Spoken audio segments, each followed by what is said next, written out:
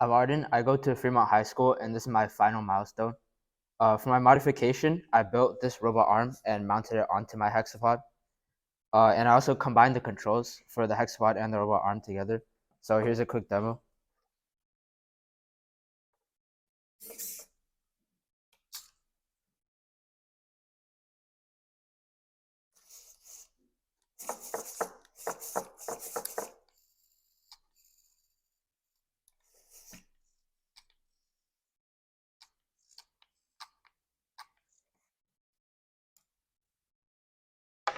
So to build this robot arm, I followed the instructions that were included with them.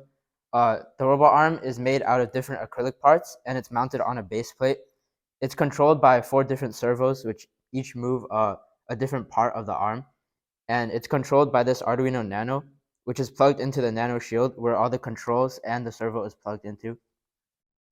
So one problem I had during the installation process for this was that some of my acrylic parts broke and snapped.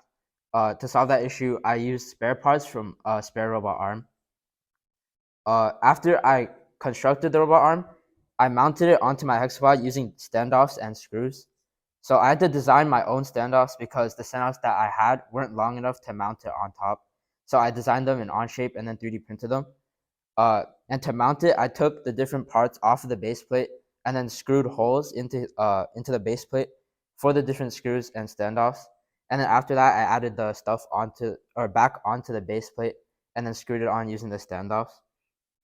After I mounted it on top, I combined the controls for the hexapod and the robot arm together using this mount. I designed this mount in Onshape, and I 3D printed it. But one problem I had during this was that it was too big to be 3D printed at once, so I had to cut it into 2 and then print it separately and then super glue them together after it was done printing. And then after that, I extended the wires for the robot arms so it could be controlled from a farther distance. Thank you.